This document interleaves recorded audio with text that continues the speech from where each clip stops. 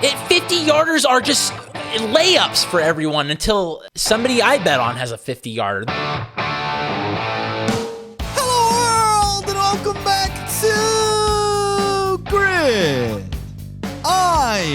Campbell, the only podcast that puts its money where its mouth is. I'm your host, Gridiron, and I'm joined by two members of the collective, the disciple, Brett Colson, and the resident moose himself, Mo Nuwara.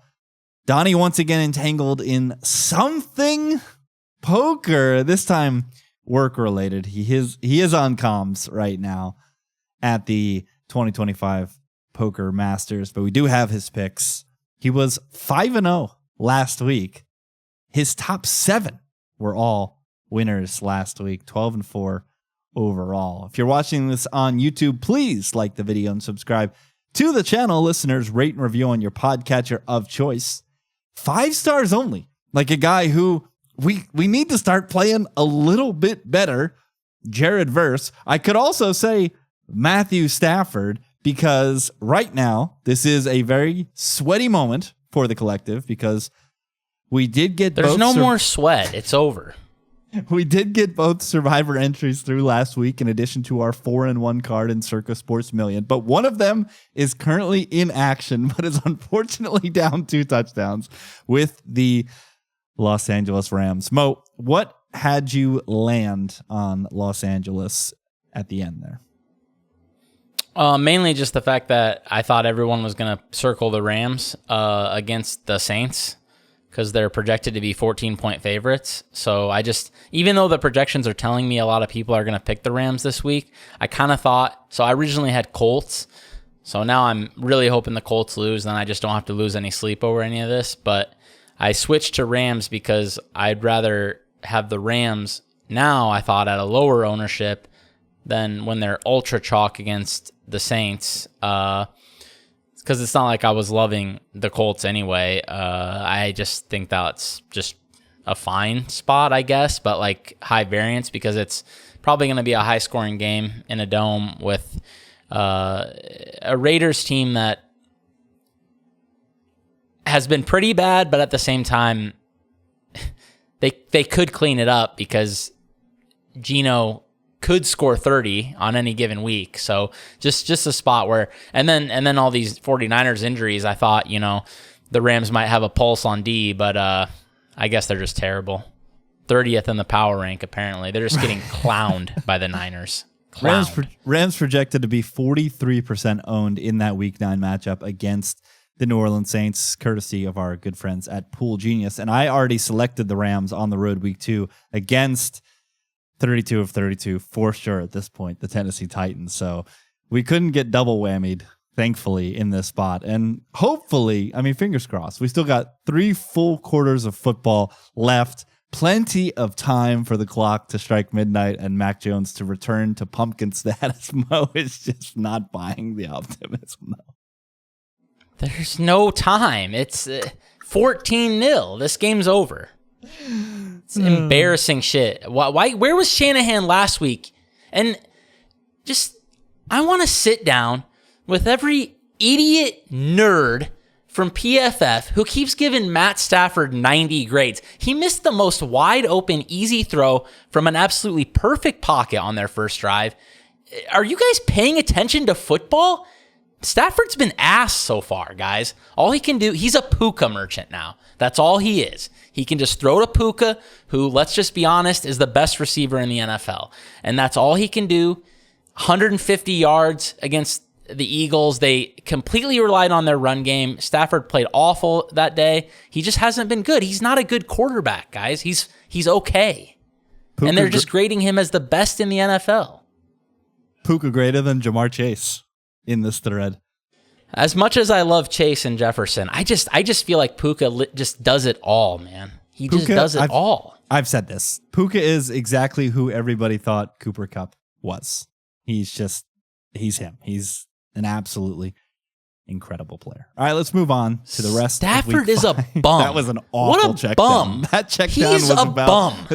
Brett, I don't know if you saw that, but it is just the easiest check down to a back you will ever see. And it was deflected. Okay.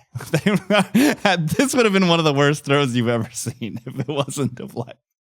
All right, split contests where there are two hosts on one side and two hosts on the other, and we'll keep it in the City of Angels as the Washington Commanders travel to the West Coast to take on the Chargers. The Chargers are 2.5-point favorites in this game, and it is a very up-in-the-air type of contest due to injuries because you've got one team with the Commanders, a quarterback returning from injury, but who is he to throw to when I'm seeing that neither Noah Brown, Terry McLaurin, neither Deebo Samuel have practiced this week. Terry McLaurin specifically has a multi-week injury. I don't even know why they keep faking us out by having him. He already has the out designation. But then you have the Chargers who have no tackles remaining. Slater out for the season in the preseason, and now Joel Alt is joining him in the training room. All that being said, Mo has a strong opinion on this game, and he's laying the 2.5 points with Justin Herbert and dem boys. I wanted to have a stronger opinion on this game, but there's a major problem with this game. Maybe you guys don't agree with me. I don't know. Who clicked Washington? Isn't Chargers just an obvious side here with this receiving core an absolute disaster? I said before the start of the season that Washington, while I liked them, I thought they were one of the most vulnerable teams to injury because of Terry McLaurin. And then I think he might be the only good downfield receiver on the team. So then now he's hurt and maybe no Noah Brown. I mean, Deebo's been better than I expected, but... Come on, man. Jalen Noel. Something Jalen Lane. A player that I've never heard of in my life.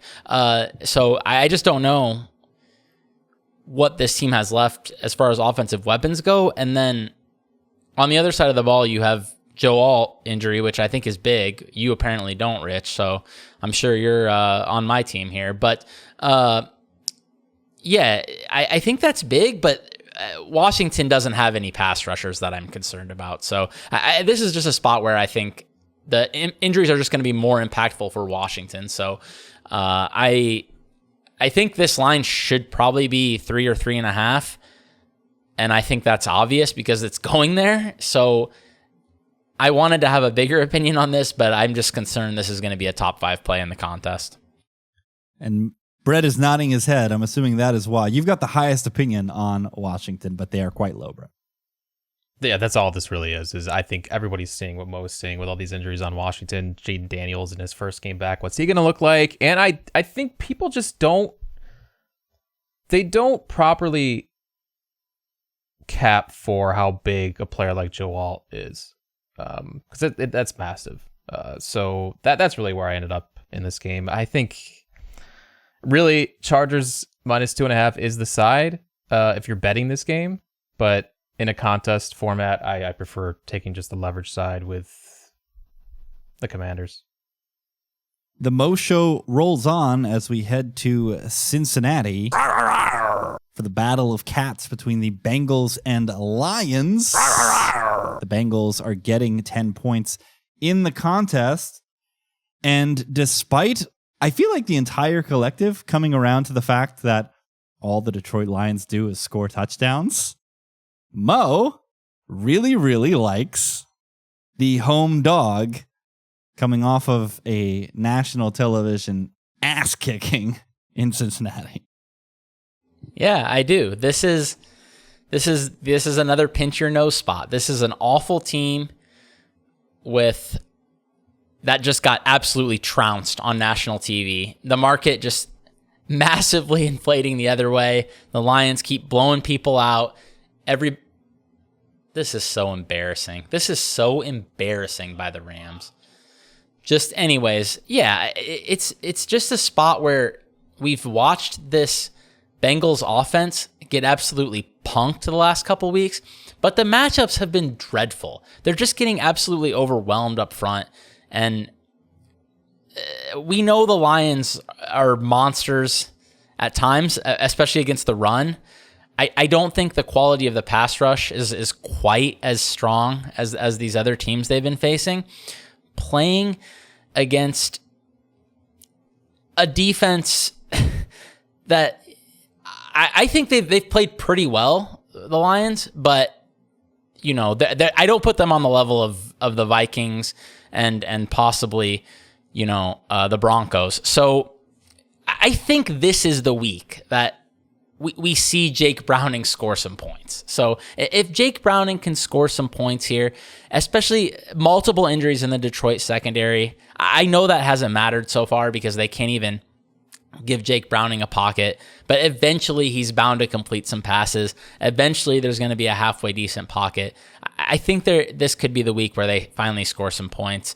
And if they do, I think they'll cover. This line is a couple points higher than I think it should be. I mean, basically when I'm looking, so like I have Cincinnati and Cleveland basically right next to each other. And I had Detroit minus 11.5 last week. So I don't see why they should be minus 10 on the road against a similar team, basically. And then I know nobody likes to lay big numbers, so maybe there's no leverage, but the line is moving towards the Lions. So, and the contest historically loves Detroit. So from a betting perspective, I'm not going to put real American dollars on the Detroit Lions. But from I don't know how you don't just comfortably almost every week against bad teams put the Detroit Lions on your card in some of these contests. They just roll these horrifying teams, and the Bengals are another horrifying football team. The Lions 11th in pressure rate, 2nd in adjusted sack rate. Jake Browning might have no time to throw in this contest. And then from an offensive perspective, Bo Nix is horrifying, and he breezed to that point total last week. What are the Lions going to do against this Bengals defense? And we know I don't know if they can set the total high enough in this game. For sure. I don't understand why this total isn't like 55. And the Lions aren't going to stop scoring. We know this. They won't stop operating at a high level. It's just what they do. They don't take their foot off the gas. So I've got Detroit in my top 5. It's at the bottom of my top 5. But Brett, all they do is mush these horrific teams. I mean, yeah, a lot of it happens at home. Like the Lions' offense is less dangerous on the road, outdoors. So, while yes, this does set up as an incredible matchup against a bottom 3 defense, I think the Lions lose a chunk of value when they're not in a dome. I'm with Mo. I love this spot as a Browning bounce back. He's faced 2 elite defenses in his first 2 starts. Now gets a downgrade with the Lions. That will be without 2 of their top cornerbacks, if not 2 of their top cornerbacks, and DJ Reed and Terrion Arnold, it looks like. But yeah, like if Browning, if he gets some time in the pocket, which is a big question mark at this point, but this could be a feast spot for Chase and Higgins, who really, I mean, these guys want to get going. So that's what I'm seeing here. Like, yeah, the Lions could put up 40, but I don't see why, if Browning gets some time in the pocket, that the Bengals can't put up 30 plus either. DJ Reed placed on IR. Terrion Arnold did return as a full participant in practice today. So Kirby Joseph, though, right? Yes, Kirby Joseph has not. Yeah, they're hurt all over the place. He's been a monster for them. I mean, but this is the kind of game, like you're saying, Mo, like the further back from the line of scrimmage you are, the less worried I am when you're playing the Bengals, right? Like, you got to get the ball out in order for guys that far from the line of scrimmage to actually have an impact on the contest. Once again, the Mo Show rolls on because the Bucs are traveling to the Pacific Northwest to take on the Seahawks. Come on. Caw-caw! And Mo is completely Baker Mayfield pilled. Before the season, he was kicking a fuss. People were telling me Baker's top 5. They're idiots. Baker's not top 5. Baker's not that guy. Now all it is that Baker is him. Mo just speaking about Baker 24/7, and he has Baker and the Bucs in his top 5. Well, somebody stop them. Why can't anybody stop them? The Eagles got kind of wrecked on D last week. I mean, Tampa Bay is coming off a game where everyone is looking at it like they lost to the Eagles, they didn't cover, whatever. They arguably outplayed the Eagles. And then, you know, I still think they're a better team than the Seahawks. That's just what this comes down to. And I keep upgrading the Seahawks. Every week I move the Seahawks up. They're playing great. I'm not going to sit here and say they're not, but, they've also played not the most inspiring of competition, without a doubt, right? So this Rams defense is apparently a joke. I mean, they're just like...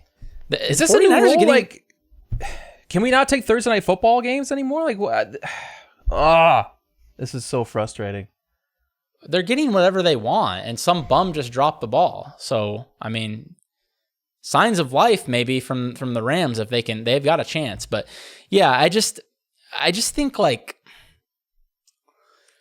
I just think the Bucs are a little bit better. So I know that it's a good spot for the Seahawks, but it's all going to come down to getting pressure on Baker with 4 guys, because that's what the Seahawks are good at. And that's a cheat code in general, but it's definitely a cheat code against Baker, because if anybody has a chance to drive on the ball when Baker Mayfield is back and staring people down, trying to fit the ball in the tightest windows imaginable, because he's going to do that, then there's a chance for big plays, right? But, I still don't believe in this Seahawks offense. I think that I keep waiting for the Seahawks offensive line to get wrecked. So maybe Vita Vea is the one who can do it. So they've been playing pretty bad competition. I just can't get to 3.5 here for me, just because I think the Bucs are better. But yeah, I understand why everyone's excited about the Seahawks. They're playing very good ball, but I think the Bucs are too.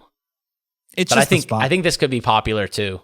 I think everyone's on the Bucs, aren't they? It's the spot for me. It's the extended rest versus one of the longest travel spots in the year for Tampa Bay. On top of that, the Bucs remain banged up. Jamel Dean, you've got Sterling Shepard when your receiver room is already on its last legs. Godwin is back, however, and looked pretty good last week. He looked like a guy that they just put on IR for safety purposes, but he ran a pretty high complimentary amount of routes. The Bucky Irving thing, seems massive when that guy is ripping off explosive plays, and it's an offense that feasts off of explosives. Not having them back there is a big problem. And then, yeah, like you said, the Seahawks, 6th in pressure rate, 31st in blitz rate. They're doing this with a 4-man front, getting after the quarterback. If you can do that and drop back in coverage against Baker, he's going to have a lot less success, especially running. We know Baker likes to get outside the pocket and move around a little bit, and it's a lot harder to do that when you're not blitzing and you've got eyes on the quarterback. So I just think this is the spot for the Hawks. I'm the highest on them, but I have them just in the middle of my 13 games. So not running to the window, not loving it, but it's a fair line, and I just think the spot favors Seattle here.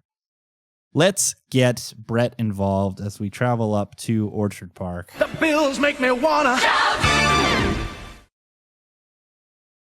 The Bills are 7.5-point favorites at home against their AFC East rivals, the New England Patriots, and Buffalo bubbled your card, Brett. Yeah, I'm just selling the Patriots after that win last week. I think we all saw that one coming. The Panthers on the road going into New England, and the Bills getting a little healthier on defense, it looks like, and they're just far better than the Patriots. Like I don't see New England competing in this game. I just don't see them getting there. The look ahead on this was 10. Why are we down to 7.5 now? I don't understand what's going on here. Preseason 8.5, like you said, look ahead of 10. Everybody just excited. This is just the young quarterback ascension vibe, right? Every time a young quarterback does well, everyone is just like, well, log up. They're just going to be awesome. Everything they do from here on out is going to be incredible. And that's what's happening with this number here. I have the highest opinion on the Patriots just because I just laid eyes on a Saints team that was able to keep pace with the Bills for the majority of that contest. The sleepiest game of the year. But what's not to make this game? I mean, I know they're division rivals, but it's not like what? It's not like, come on. But when's the last time the Patriots even competed for the division? They've just been a team on the Bills' schedule for the last couple of years. Like, Brett, how much juice is there to this post Belichick when this team has been in the dumps? None. Nobody's That's what talking about this game. Like, who a big cares deal. about this game? But the issue with me is, and why I couldn't get this higher, I think there's a ton of backdoor potential with Drake May, and especially with Stephon Diggs' revenge game. He's coming online. He looked great last week. Is that this total is 49.5? I think it should be higher. So, like, I think so too. The points become meaningless. The points become absolutely meaningless. So this is another game where I just don't know if they can set the total high enough, man. I'm with you. Who's getting stops in this game? yeah. So my angle here in real life, I bet Patriots team total over 20.5 because I guess there's some scenarios in there where the Patriots get over, but the game total doesn't get over. So I just felt a little safer with that. But a ton of points here, so much variance. This is ultimately why I couldn't get the dog higher than bubbling my top 5. Brett, we'll keep it with you for the stinker of the week as the Titans travel to the desert to take on the Arizona Cardinals. The Cardinals are 7.5 point favorites in pro football. That's how bad Callahan's boys are down in the Music City. And Brett, you have the highest opinion taking the dog in this spot. I just can't stop clicking the Titans, man. I can't stop doing it. This goes back to last year. I don't think this team is as bad as they show up every. And it's got to be the coach. It's got to be coaching. It's just they don't show up for this guy. 100%. But it's like, so you have to do what I do. Listen, this is my plan. I'm not clicking the Titans until Brian Callahan is fired. It's that simple, guys. But like, what should this line be then? Because the market it's baked in how bad he is, right? So like, what? I don't get it. How can it be baked in when he's 3-19 against the spread? And the worst part is that in that bad against the spread record, the Titans have only covered once under Brian Callahan where they didn't win the game outright. So it's not like when they're big dogs catching points that they become competitive in some second halves and crawl back and get in through the back door. They just get their ass kicked for 60 minutes. It's crazy. That being said, I'm the other one on the Titans because 7.5 with Arizona. I don't know. I can't do it. Yeah, Arizona sucks. It was only 5.5 against New Orleans. Like,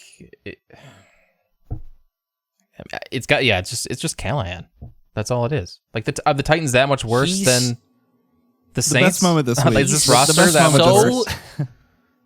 He's so in over his head. It is incredible, guys. I have to look it up because Paul Kowarski, I think it's Kowarski, the beat writer for The Athletic, for the Titans. So the Titans, you know how all these teams have their stupid slogans, and that was the kid from Oregon? Yeah, or the other, some big white just caught a back shoulder. Something Harrison. No, Ferguson. Oh, that is him. That was the kid from Oregon. Yeah, Terrence Ferguson. Look at me, unprofesh god over here. So, you know how all these teams have their buzzwords and their slogans or whatever. The Titans, since Callahan came in, is resilient, relentless. So in the Tuesday morning presser this week, the Athletic beat reporter asked Brian Callahan, he's like, Coach, do you think this team is resilient and relentless? And Callahan was he literally was like, I have to compose myself before I say something I don't want to say. Oh, just incredible stuff. The Titans are the worst. Callahan's got to go. All right. Those are the split games. Let's get to some lone wolves.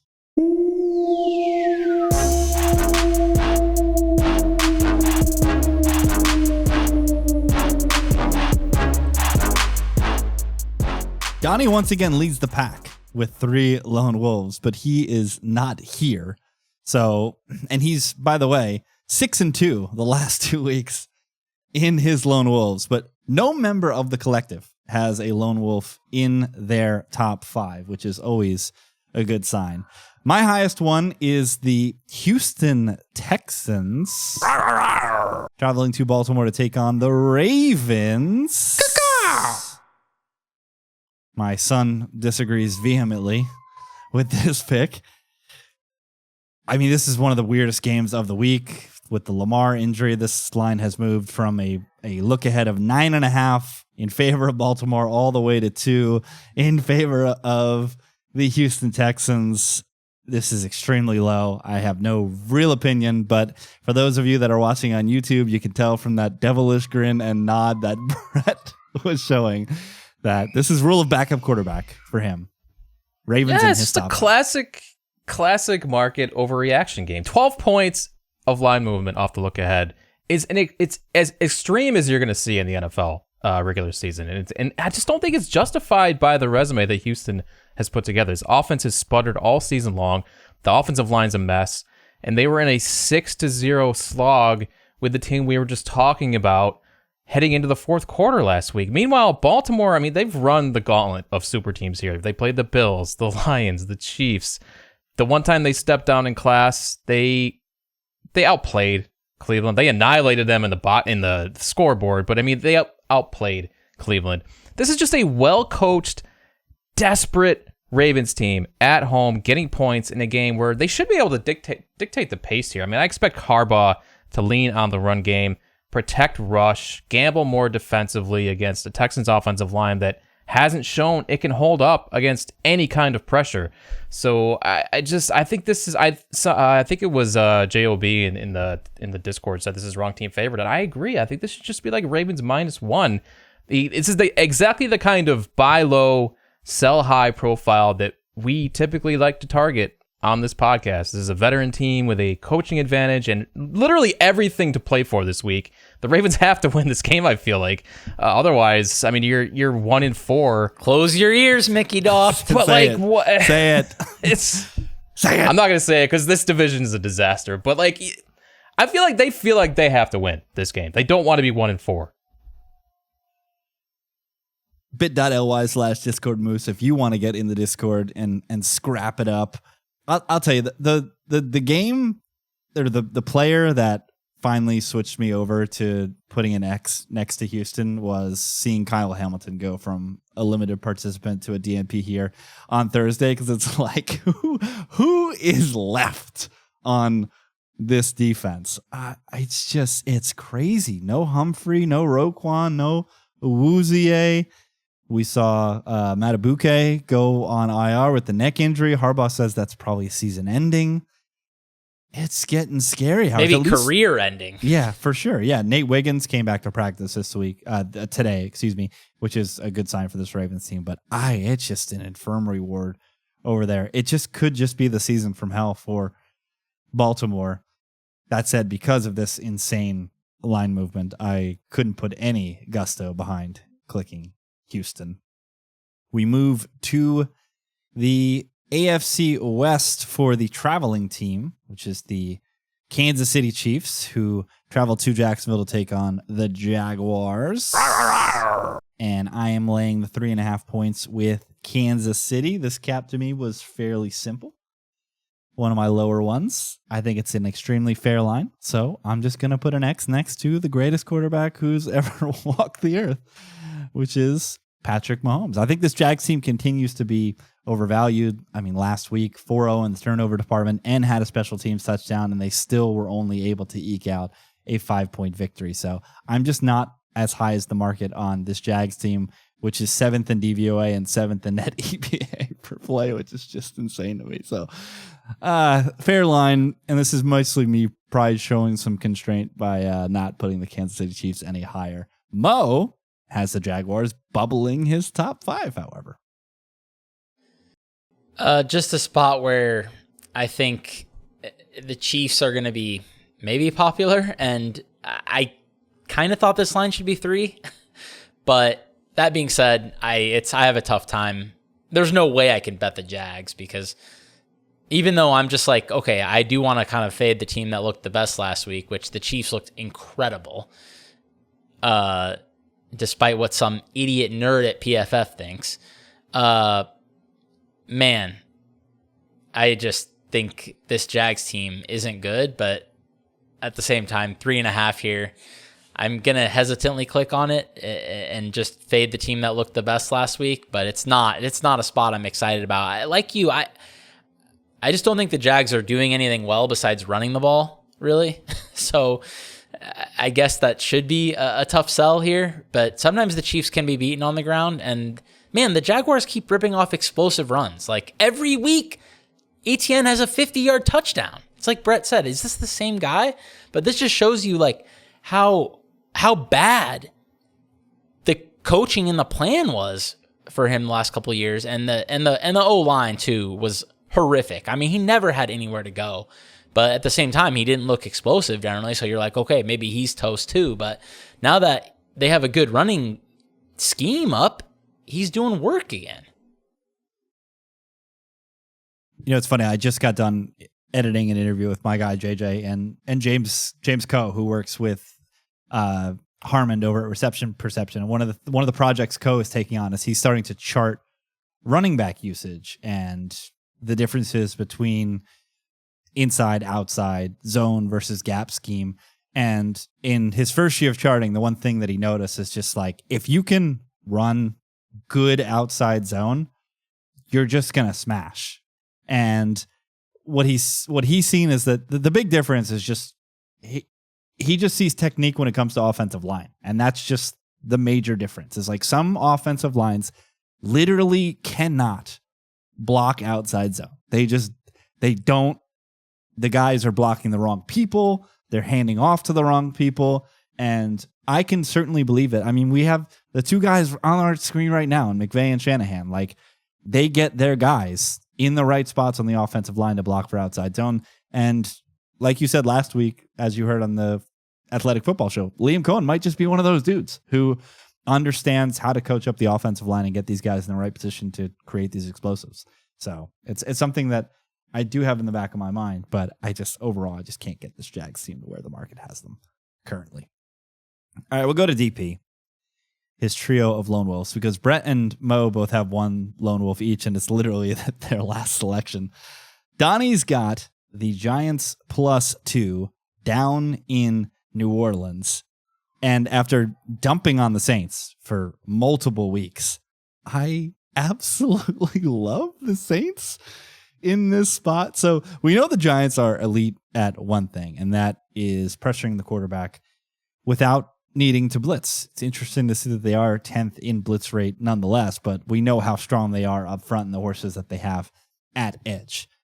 The problem with that in this contest is that Kellen Moore has created an offense in which Spencer Rattler, the ball hits his fingers and he just throws it somewhere. Like, there is not going to be enough time in the play for the Giants pass rush to likely have a giant impact in this game. Rattler is 5th in the league in time to throw, and that's just the design of this offense. So if that's the case, targeting this pretty awful Giants secondary might not be an issue. This horrific Giants linebacking core against Juwan Johnson, who I guess is the second coming of Jimmy Graham down in New Orleans. I think New Orleans can have offensive success in this game.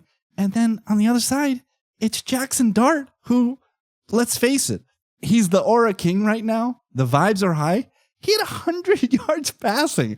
And I'll tell you what, I cut up film of him this week for JJ in the All-22. It didn't look great on passing downs in the end zone cam. So I think Jackson Dart is in for a really bad day on the road here. I think from a fantasy perspective, I think he might still get it done with his legs, but I am not confident in this guy as a passer targeting guys not named Malik Neighbors.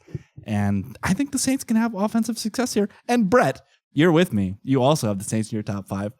Who is putting the New Orleans Saints as favorites on their cards?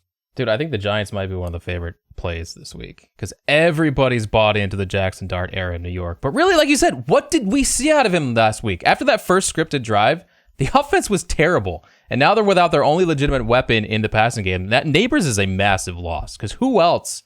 Like, Wandale's not a real receiver. Who are they throwing ball? Is it Steve Slayton again? I mean, Steve Slayton he's kind of that guy who steps up when they're WR1. What is his offense going to look like now? And on the other side, I liked the Saints a lot last week partly because the offensive line was at full strength for the first time all season. They did lose Ruiz in that game last week, but there's more continuity with this unit now than there was earlier in the season. The Saints they're gritty, man. They have playmakers. They're able to stay in games. They cover numbers. This does go against one of our biggest rules. Don't lay points with bad teams, and this is a bad team. But for me, the public perception of the new Giants trumps that, and I'm happy to be on the unpopular side here because, like you said, I don't think anybody's clicking on the Saints. And Rich, I want to talk Saints Survivor at least a little bit later. That's a little bit. I mean, if I'm willing to, oh man, you said you love this. You said no one's gonna click on the Saints, and no, nobody is gonna click. That would be saying. Man, it's definitely going to depend on what happens here in this contest tonight, because if we have only one entry remaining, yeah, I'll tell you this right now, it's certainly not going on the New Orleans Saints. We slide down Donnie's card as he is once again on the EAGLES Eagles. As I reach for the sounder here. And the shaking of Mo's head there is an indication that he has the Denver Broncos in his top 5. Yeah, this is a game where I'm definitely going to bet the Broncos. I'm actually going to put real money on this one. And let me tell you guys, I'm ready for the Eagles to just run back some sort of other block kick for the umpteenth straight week. And I'm just going to be sick breaking shit at Chris's on Sunday. I know it's going to happen, but I can't help myself. I'm not positive the Eagles are better than the Broncos, and they're laying 3.5. It's the same thing I said against the Rams. And what happened? The Rams came out, kicked their ass. What happened? The Eagles won the football game. Anything on special teams, so they lose. Maybe that'll happen to the Broncos. I don't know, but I can't predict it, man. I cannot predict it. So I have to just go by what I see, which is the Broncos.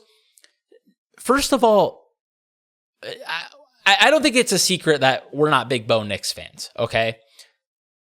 If you force Bo Nix into must-pass situations with a mediocre receiving core that I think you can just punk if you have some cornerbacks who have some physicality.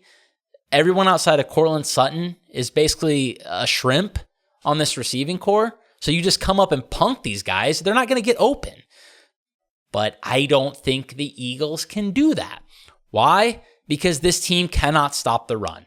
So they keep getting ran on, and if you get ran on, it opens up the Broncos play action. It opens up the Broncos bootlegs. This is so embarrassing for the Rams. God, dude, Jared Verse just keeps getting stuck. I'm so mad that I even used his names at the time. He just runs into the navel of an offensive lineman and just gets stuck.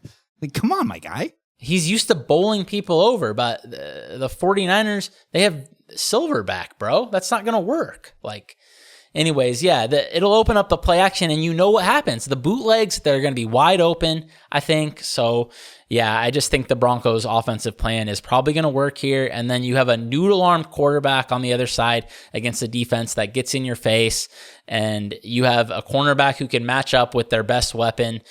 I think this is a good spot to play the Broncos. It sucks they looked so good last week, but everyone's just convinced the Eagles are great because they keep winning.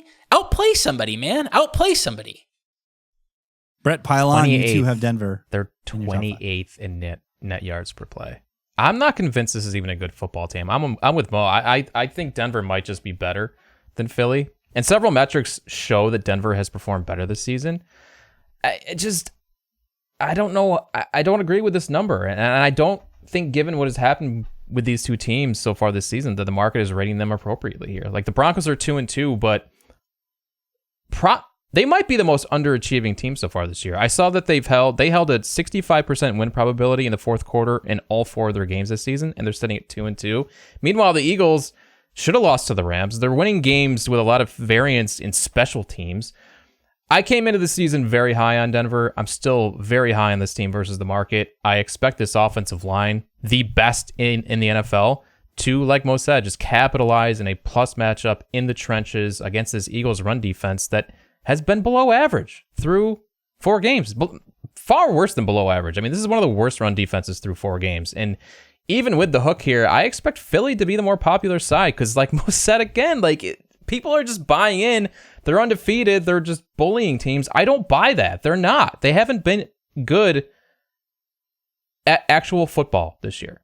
And like special teams is what it is. It's part of football. But man, like, say, they're good at one thing, which is special teams. Yeah. They're the best. Yeah, well, the best ever. good luck. I guess. Good luck with that. Yeah.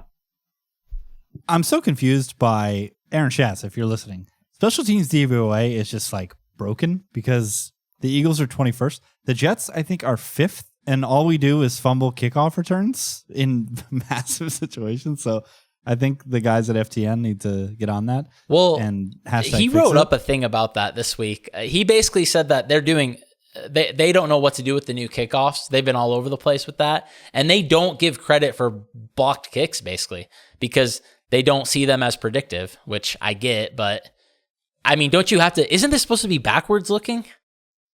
Right. He himself has said several times that DVOA is less predictive and more backwards analysis. Yeah, this Philly defense up front, 3rd in rush defense success rate, 31st in adjusted line yards. Meanwhile, Denver, 5th in adjusted line yards, 1st in adjusted sack rate. DP's last lone wolf, Raiders at Colts. He's laying the 7 points with the Indianapolis Colts. And I think an older version of me would have run to the window to place wagers on Vegas to put them at the top of my card, having less faith in this Colts team than the market. However, with a total that, again, I think should be north of what it's hanging right now, 48.5. I think this should be pushing 50. I just think there's a ton of variance in this game, a lot of points to be had, which makes the 7 points that Vegas is getting a lot less meaningful. You've got a Colts team that, let's face it, if A.D. Mitchell isn't a complete moron last week, we go 3-2 and the Colts get a massive win in Los Angeles. So they've got that sour taste in their mouth coming back off of a loss like that. So this did move a point in favor of Indy regardless, because everybody saw in that 4 o'clock window of Geno do it again, turn the ball over a million times. Vegas is -4 in the turnover differential department, 26th in turnover EPA. So I don't love the Raiders in this spot. And yeah, I think an older version of me would have had the Raiders higher. I do have them in my top 5 because I don't love the options this week, but not the biggest fan of Vegas. All right, let's head across the pond.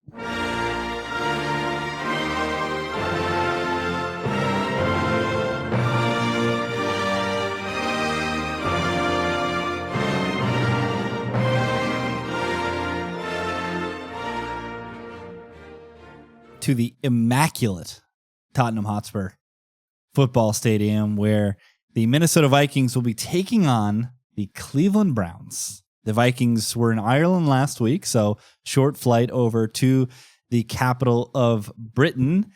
And the Browns are not only coming to town, Brett, but they're coming to town with a brand new quarterback in Oregon's Dylan Gabriel.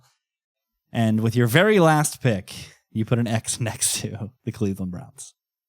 Yeah, I did the same thing I did last week. I just put the overseas game at the bottom because this one especially, I mean, the one thing I did say last week is that if a team is staying overseas, then I might have a lean in this game, but there's too many unknowns to have a play on this. How many starters are the Vikes going to be down? Can Minnesota contain this Browns pass rush?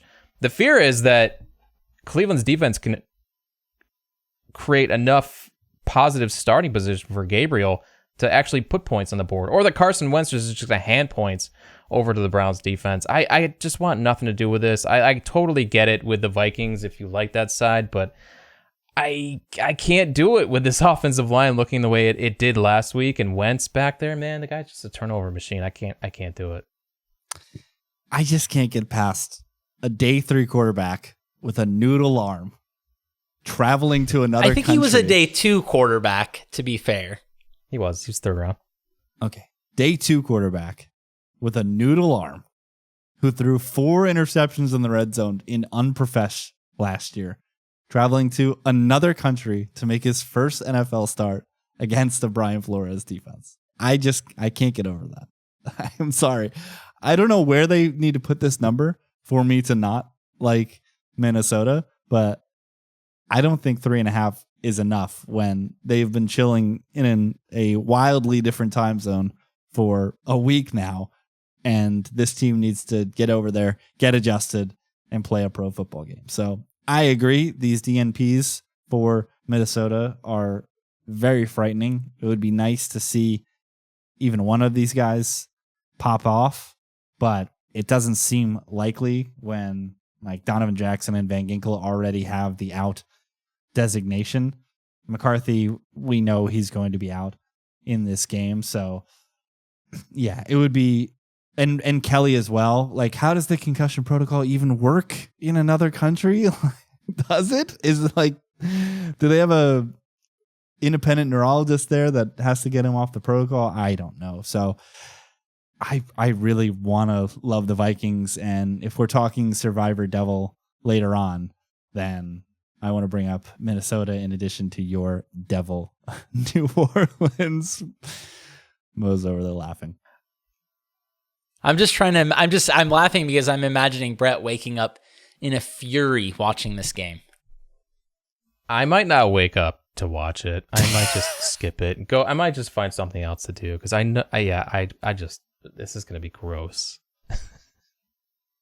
Vikings, man, if they can just get any semblance of protection from some warm bodies up front with all the talent that they have in KOC scheming it up, like just get to 14 points and don't make any mistakes, because I just don't. How does the Browns offense operate?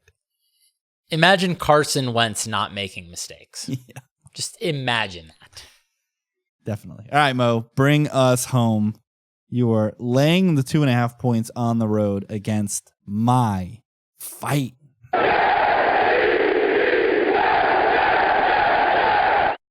Tell us why you've got the boys against the Jets.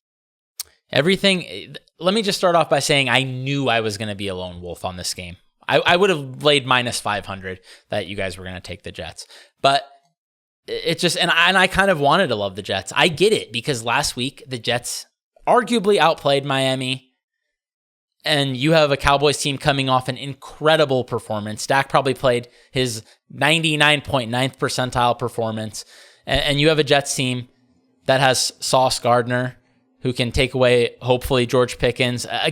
I mean, I know that Sauce hasn't played as well the last couple of years, and maybe we've already seen the best of Sauce Gardner, but this is the type of player he should thrive against, is basically a more physical type of receiver who isn't gonna, beat him with shiftiness. I think everything is setting up so many injuries on this Cowboys offensive line.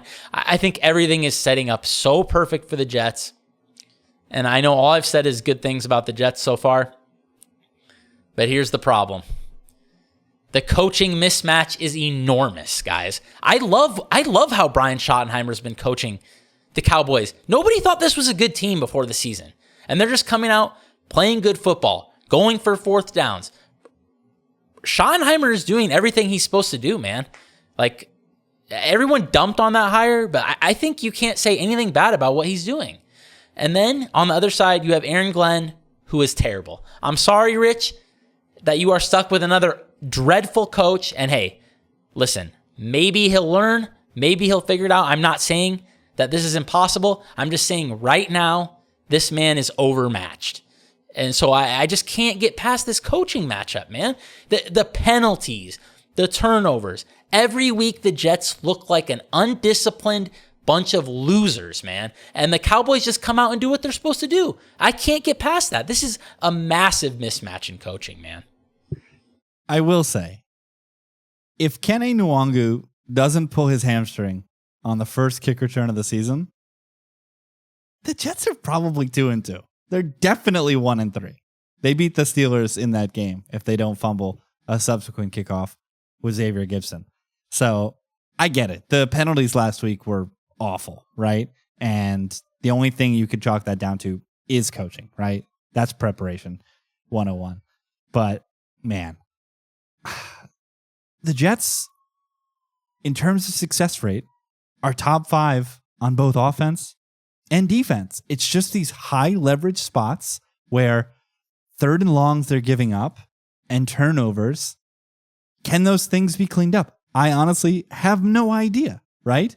But it is such an introduction of variance that it is so hard for me to have an opinion on this team from week to week because those plays, I mean, literally every game they've handed their opponent 10 to 14 points. Every game from turnovers and mistakes. So yeah, I clicked the Jets, but I have them super low. Brett, you have the highest opinion. Get us out of the Lone Wolf segment. Defending Gangrene. Yeah, I mean, really, it's selling Dallas off just a crazy game against Green Bay last week. But even more importantly, I'm just buying the Jets when the majority of the contest I feel like is going to be on Dallas here, short of 3. Give me Fields. Give me this offense that has been better than the scoreboard shows. The whole team has been far better than the scoreboard shows. But Fields specifically against a putrid defense, I think he gets right in this game. And yeah, so I like the Jets. Mason Taylor, man, best Jets tight end of my lifetime already. Like, wow. Catching and turning up fields. He does look good. I mean, who is it? Anthony Becht? I can't even, wow. Literally. I think Anthony Becht is the greatest Jets tight end of my lifetime. It's insane. I just remember looking at this roster the last couple of years and being floored that they could not get a better tight end than the guys it's been my whole life. Something Jeremy Ruckert, guys. Ohio State legend. I think a quarter season of Austin Seferian-Jenkins is the only thing that competes with Anthony Becht. It's crazy. All right, the Lone Wolves. I've got the Texans and Chiefs. Donnie's got the Giants, Eagles, and Colts. Brett's on the Browns. Mo's on dem boys. Let's make the Week 5 card. 10, 9, 8, 7, 6, 5, 4, 3, 2, 1, fire. DP went a perfect 5-0 last week, and he is taking us to London because his top pick was sniped, and he is laying the 3.5 with the Minnesota Vikings. This is so. Then you can't take Vikings in Survivor if we have to sweat this on. What are we doing? Well, I'll tell here? you what. If the Rams do lose tonight, then I will be going with a chalkier option this weekend. It's not going to be the ultimate chalk. I don't think there's an amount of money you could pay me to click the Arizona Cardinals this weekend, but I will take a more chalkier option. All right, Brett, you can get the taste out of London out of your mouth by putting your selection on the card. Broncos. That's it. Rawr, rawr, rawr. Yeah, none of these selections are consensus picks because there's only one consensus pick this week, and it is the collective pick. Mo, you're up next with a home dog. Get excited, Brett. Jake Browning's back on the card. Yes. We're back, baby. Fading Dan Campbell trying to score 1,000. Yeah. Listen, they could be down 16 points and cover this on the final possession. So this is why in real life I had money on Saints plus 15.5 last week, because when you get these massive dogs and everything looks like it's meaningless, all it takes is one drive to get you at the number. All right, I am up next. I too had my top pick sniped by the collective. So we are going to the Bayou and laying 2 points with Spencer Rattler and the New Orleans Saints. I love it. All right. Beautiful. Let's get to the collective machine. I made this sounder some point last year when a certain someone had a bit of a renaissance, and maybe this will give him the kick in the pants that he needs.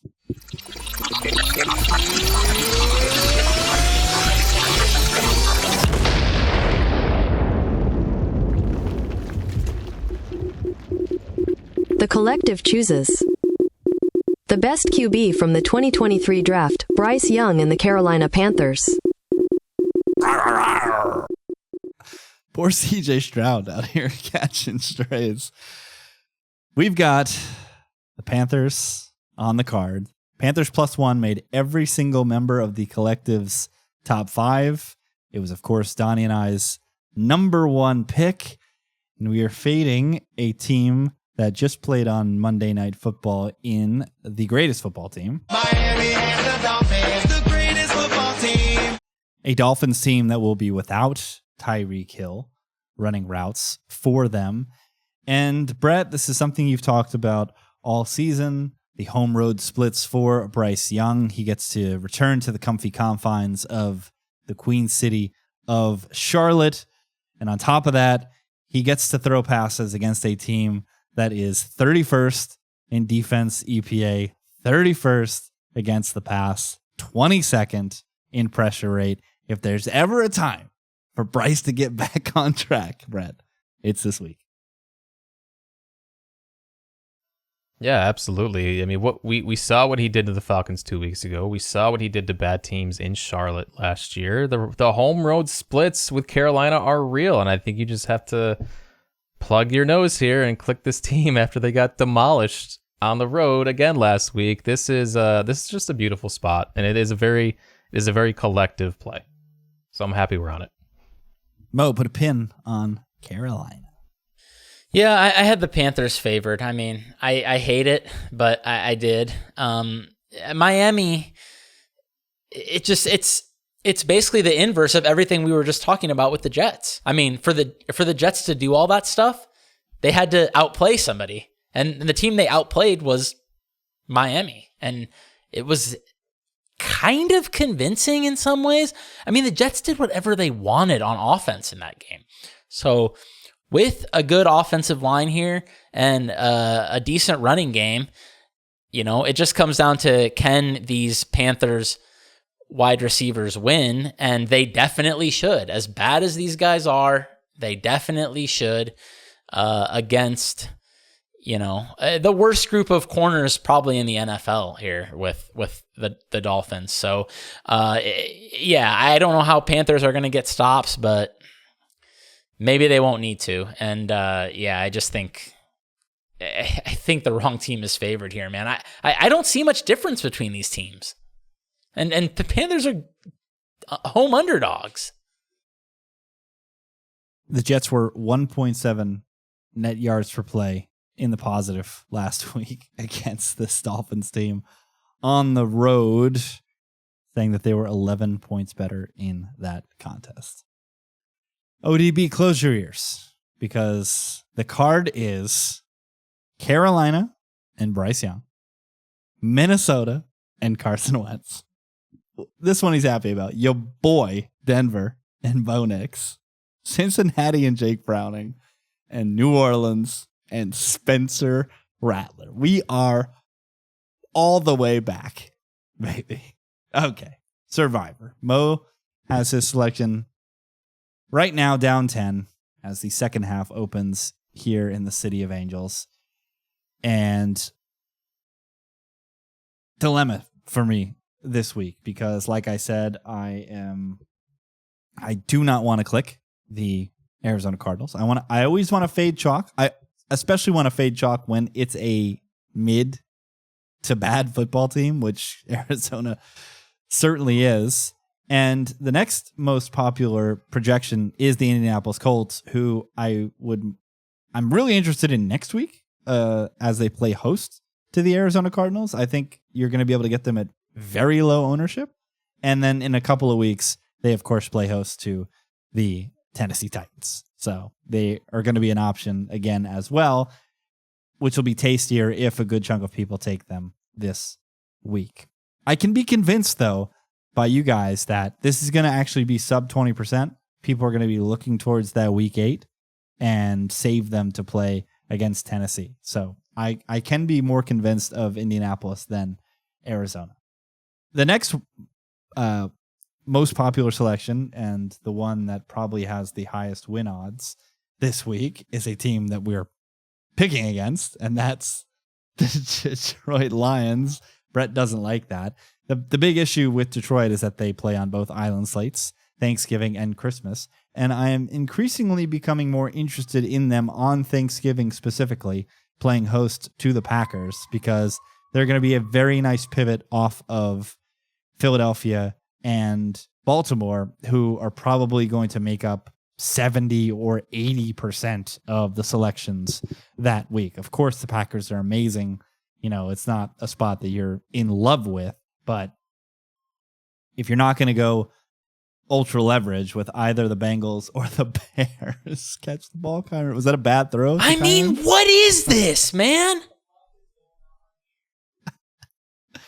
So that's the issue with the Detroit Lions. And then there's the devil selection. I don't want to take the Bills either. I think they have way better spots than a New England offense that could just pop and have some success here. So the other options then are Minnesota, Seattle, and I guess Brett. Don't. I can't sell you. I can't not in Circa. I can definitely sell you on the Saints in like a splash pool where you have to use 25 teams, but no, not in Circa. Every kicker in the league is this is unreal, man. 50-yarders are just layups for everyone until somebody I bet on has a 50-yarder. Then it's just blocked for 6 or just missed by 10 yards, man. And it's all because of that bum Kyron. Something Katie from Elon, North Carolina, by the way. Nice kick, my guy. So that's where I'm at. If we lose this entry and we feel like we need to go a little bit chalkier, I can be talked into Indianapolis. But again, it's Geno indoors. So I'm not feeling super confident there. But the team I've honestly been circling all week is Minnesota. Absolutely no future value. Again, Dylan Gabriel on the road in a different country against Brian Flores. It's just too enticing for me. I guess my question to you is, why would the result of this game impact what you do with your entry? Oh, if reducing variance even by a pinch is helpful. Obviously, we don't have the largest portfolio with just 2 entries remaining, but it might be. We have 1 entry remaining. The Rams no-show. This is a joke, man. They played like dog shit today. So, yeah. That's where I'm at. And I got a screaming kid, so I think I'm going to tank on this. Just do whatever you want, man. I'm just disgusted right now. All right, follow these guys on Twitter at Brett Colson, COLLSON, and at Monora, NUWWARAH. I'm at Rich T. Ryan. We will tweet out my selection, and we'll be sweating home this Rams. Come on, McVay, Stafford. See you guys next week. Peace out.